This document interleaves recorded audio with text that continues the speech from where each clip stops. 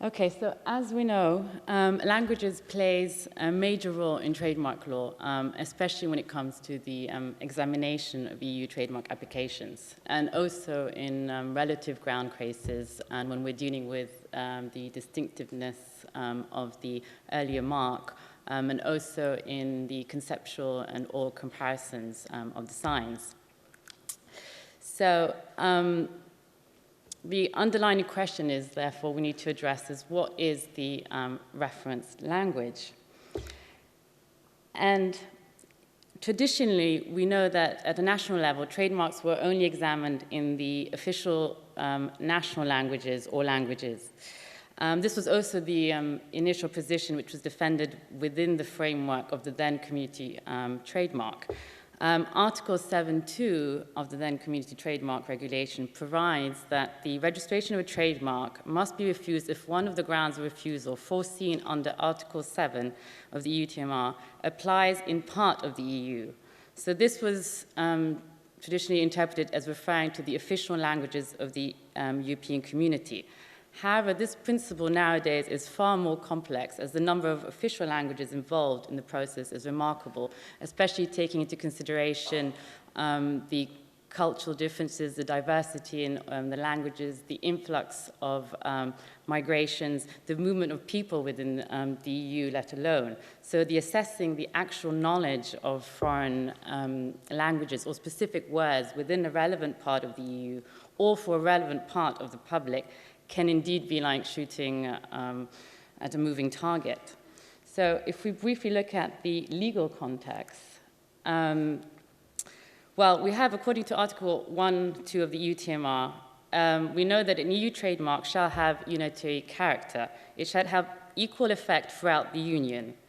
We can see from Article 7.1d that it prohibits the registration of a trademark which has become customary in the current language. Article 7.2, which I briefly discussed, talks about as well the non-registrability obtained in only part of the Union. In relative ground cases, it follows from Article 8.1b, talks about the likelihood of confusion on part of the public in the territory in which the earlier trademark is protected. So what we need to look at first is the languages that are mandatory. So we have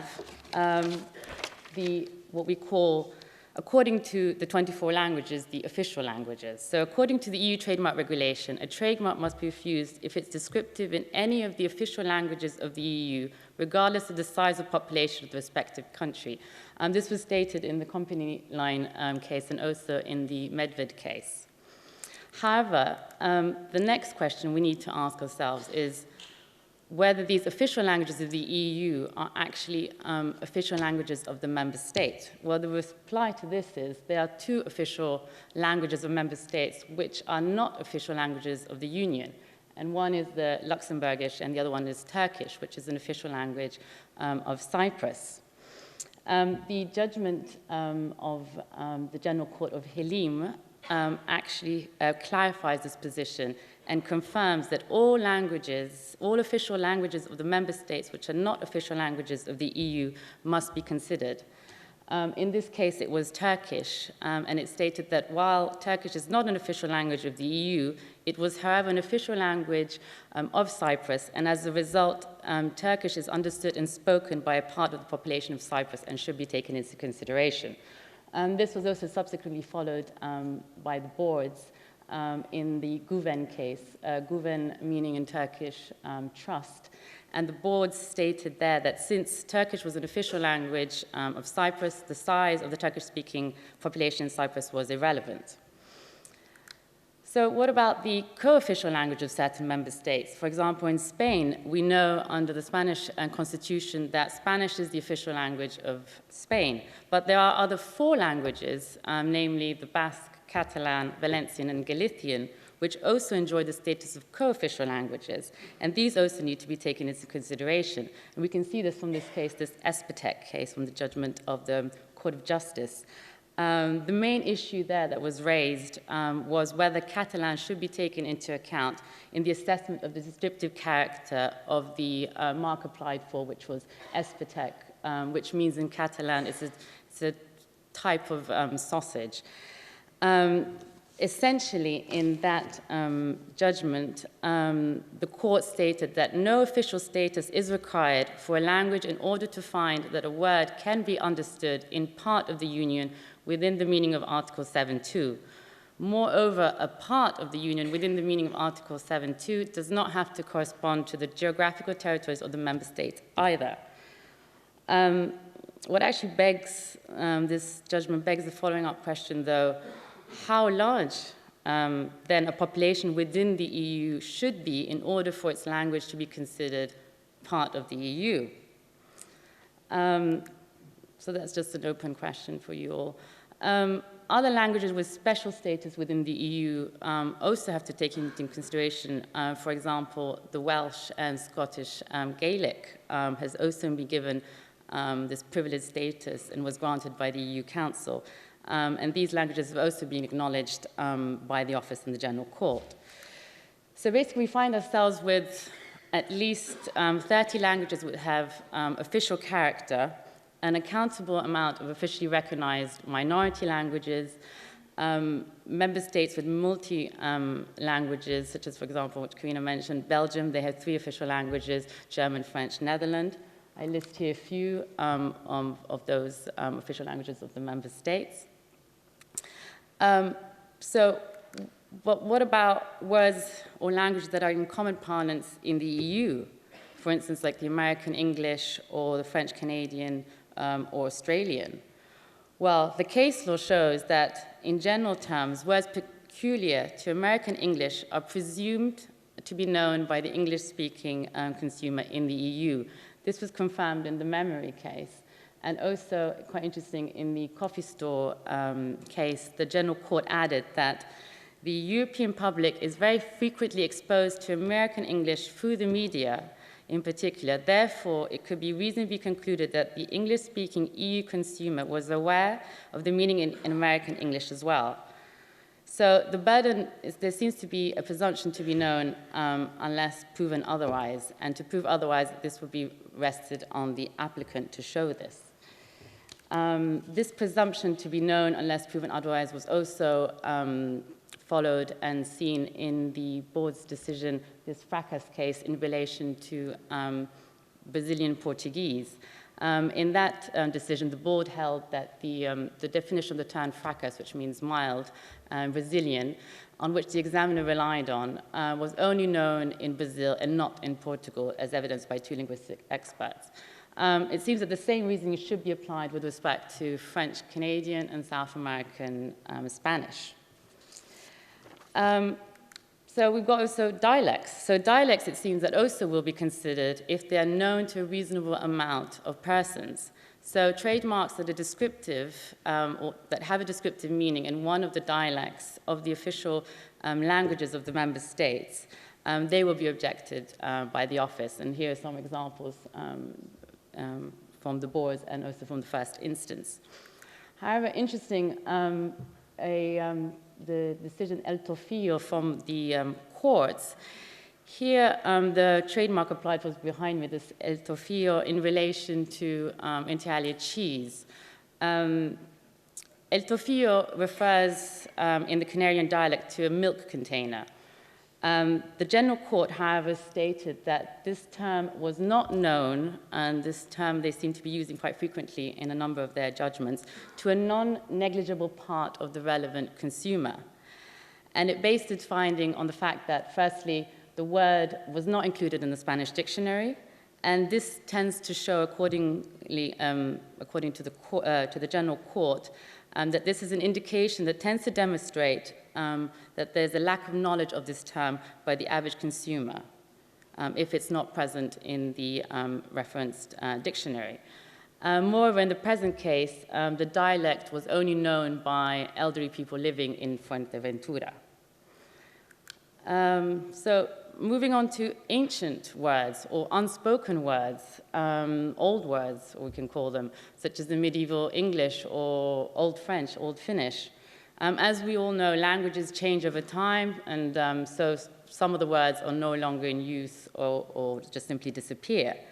there are ancient words which may be still listed in modern dictionaries without actually being known outside the circle of a selected specialist. So this raises, obviously, the issue whether the meaning of these words should also be taken into consideration in the course of the examination process. As of yet, I think we only have one case from the courts. It's not actually cited here. It's the Babelou case, in which the General Court held that only a very small portion of the relevant public will be able to understand Akkadian, which is an extinct Semitic language spoken in Mesopotamia. Therefore, the meaning of the term Babelou in academia did not have an impact, and this is a relative ground case, on the conceptual and oral comparison of the signs in this case. As at the board's level, the cases seem to be decided depends on the factual assessment of each of the cases and the submitted evidence as to whether the term is still in active use and whether it would be understood by the relevant public in question. So these are some of the decisions. I won't go through them. Moving on quickly to slang. Well, we can see that here I have some examples of some trademarks which contain or consist of slang words which had been refused by the office and also by the General Court as well, confirmed one of the decisions from the board as well. Moving on then to what about Creole or Pidgin? Creole is still a living language. Actually, I think over 1 million people speak French Creole in France alone. But until now, Creole has not played a significant role in the EU trademark law. Actually, it's only in one of the few decisions which addresses this issue. The board state that Creole remains obviously unknown to a substantial section of the EU consumers. We also need to mention transliteration. Article 7.1c can also apply to transliterations. As we all know, the EU is also confronted with the use of various alphabets, in particular Latin, Greek, Cyrillic, Hebrew, and Arabic scripts. For instance, with respect to the perception of the Greek consumers, it is now being settled in the Chroma case by the courts that the Greek consumer are regularly exposed to words using the Latin alphabet. So transliteration into Latin characters of Greek word must be treated in the same way as words written in Greek character. I think this position does go in line with the unitary character of the EUTM. Moving on quickly to the minority languages also need to be taken into consideration. These also form part of the linguistic diversity of the Union. We can see this from the Angus Stort case and the Espetek case that I just mentioned. And also, for example, in the Article 22 of the EU Charter of the Fundamental Rights, it specifically states that the Union shall respect the cultural, religious, and linguistic diversity, which obviously includes the regional or minority languages. The European Charter for Regional or Minority Language of the Council of Europe defines what is regional minority languages under Article 1. The Charter currently protects 79 languages which are used by more than 200 minorities. For instance, in France, it has a long and impressive tradition of regional languages such as the Alsatian or the Breton or the Catalan. And all these languages are recognized in the French Constitution to form part of the heritage of France. But oddly enough, the French minority languages have been rarely considered in the EU trademark proceedings. In fact, I think only one, where there has only been one case where the office has refused the registration, and that's the Alpenwine case. The trademark was Alpenwine in relation to inter alia alcoholic beverages. This was refused on the basis that it designates cider in the Alsatian languages. So these are just a list of just an example of some of the minority languages we have in the EU. What about sign languages? Sign languages also should be taken into consideration. I mean, in Austria and in Finland, it's actually recognized in their constitution as an independent language. In Spain and Slovakia, it also has legal recognition. So let's move on to the second big topic. What about other languages that are known in part of the Union?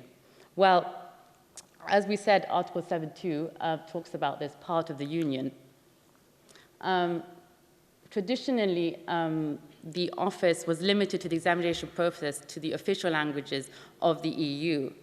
But given the current changes, especially for the series of judgments of the General Court, in a more favor of a more liberal approach, it seems that the General Court has clarified that as a matter of principle, no languages shall be excluded from the examination process on account of its official or not official status in the EU. These are just some of the examples. And actually in Medved, the court states that any language may become relevant if it is understood and spoken in part of the Union. So then we need to think about the Union. What is the Union? Well, Article 7.2 of the EU-TMR refers to a territory which is not confined to the borders of the country.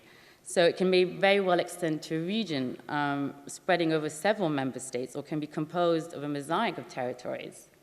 It's interesting to see in the Plombier case that what ultimately matters is the size of the group within the European single market. But of course, single market, what is the single market? And it's interesting to note that Article 7.2 talks about, does not refer to a part, but to part of the Union. So now if we look at we need to address, obviously, the relevant public has to be determined. So the relevant public has to be determined on the basis of the goods and services claimed in the application. So if the goods and services are aimed at a specific segment of a population composed of minorities and immigrants, the knowledge of a given language will have to be assessed on the basis of that group. We can see that from the halal food case, where the Court of Justice stated that the relevant public for the earlier EUTM was defined as being the public consisting of Muslim consumers of Arab origin who consume halal food products in the EU and who have at least a basic knowledge of written Arabic. A similar conclusion was reached by the boards in the Shabati case, whereby the mark Shabati was refused for goods such as rice, because on the ground that Shabati is the name of a specific type of rice, a specific type of wheat in India. And the board stated there that there is a substantial part of the relevant public of rice and wheat consumers interested in Indian cuisine in Europe. And as such public may be found in the UK due to its common Commonwealth history, but also in other countries corresponding to India's weight as an emerging country. It was also added that consumers of Indian food or wheat are particularly attentive and interested in varieties that correspond to different tastes or other food qualities. A similar approach was also taken, but given the time I won't spend on this, in the Prana House case, as well in relation to Chinese medicine and herbs. Professional public also needs to be taken into account. It seems that the knowledge of language of the professional public consumers has to be taken into account. This can be seen from these judgments from the courts. However, we need to decide, the question also then remains to be determined which other languages may be considered. The list should include, obviously, seems like every language that is at least understood in part of the EU. However, this obviously raises the issue, what should be the threshold of knowledge of a given language? Well, Article 7.2 doesn't provide any indication on this. The guidelines of the office refer to a significant section of the relevant public, whereas the boards refer to a substantial number of consumers in part of the Union, or a majority, or at least a major part of the general public. We can see now from the recent judgments from the court that the General Court tend to sway to this terminology called the non-negligible part of the relevant public. And this can be seen in the Corelli case, I also mentioned in Tofio, and as well in the Glamour case. Moving on quickly to the proof. So the case law states that the knowledge of a language cannot be presumed but must be proven. And the burden of proof lies with the office. As we have seen from case law, the means of proof seems to be there's a trend to base it on the reasonable presumption or on the well-known facts concept to establish the level of knowledge of a language by a part of the population in the EU. The office may also rely on census, national studies, reports, figures provided by Eurostat, academic dictionaries. We know, according to the case law, it is not necessary for the office to prove that the word at issue is subject of a dictionary entry in order to refuse the sign. However, we've seen in El Tofio, for example, the General Court seems to say that the lack of a definition of a term in a reference dictionary is an important indicator that tends to show that the average consumer does not know this term. The same thing with what about Urban Dictionary? They're relying on Urban Dictionary, similar to perhaps Wikipedia and Wiktionary. It should not really be relied on as a sole source of information, but more used as corroboratively, simply to corroborate other comprehensive evidence. And quickly and finally, just to talk about the migrants' languages, knowledge of certain non-EU languages. Well, we've seen Arabic in terms of in the halal food case, where the Court of Justice made it clear that the meaning and the pronunciation of those Arabic words must be taken into account. Russian is another one where it was established case law that Russian is spoken and understood by a substantial number of citizens in the European Union and should be taken into consideration. What about Chinese or Japanese or Asian terms? As of yet, there's no judgments from the EU concerning Chinese or Japanese characters, but according to the board's practice, it shows from the cases that I've cited there that the board does not deny that the population of the European Union does include Chinese and Japanese-speaking people or people of Asian ancestry. However, it seems questionable whether such population can be considered to be a non-negligible part of the consumers in the EU. And quickly moving on to what about the language from the Indian subcontinent? Well, I already mentioned the Sharati case. This is another one, a recent one from the General Court, the Kadi case. Kadi means handmade in Hindu.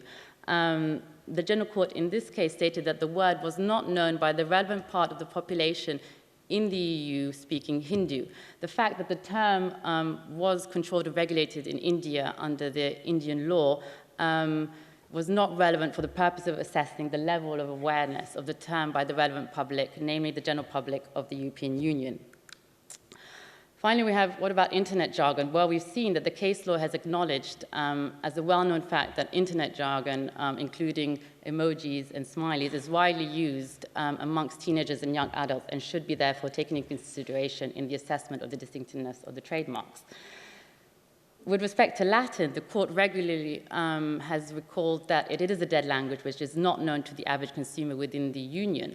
Although, funnily enough, depending on the field, for example, in medicine and pharmaceutical products, there is a reasonable or general presumption that pharmacists and doctors are presumed to be familiar with the medical terms in Latin, which are commonly used to describe pathologies.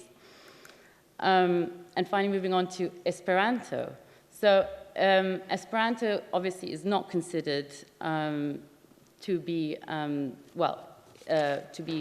official language of the EU.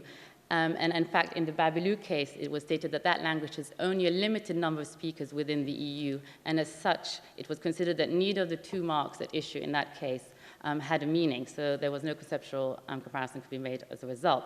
But funnily enough, in Hungary, it is widely taught and recognized as a foreign language. Finally, to conclude, what about Braille and tactile marks? Obviously, the office has not been overwhelmed by the application of these types of marks.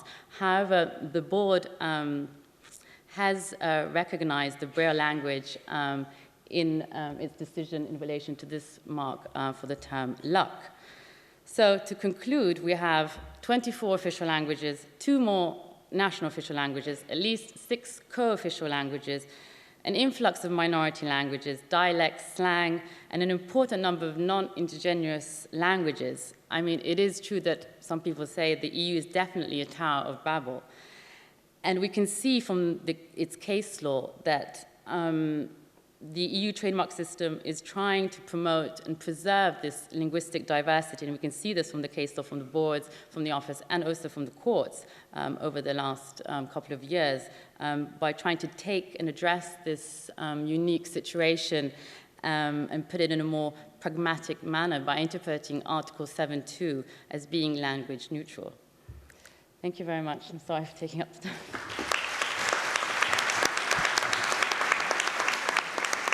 No worries. Thank you, Alexandra. It was very interesting, and I think we indeed can see a trend here towards more and more diversity.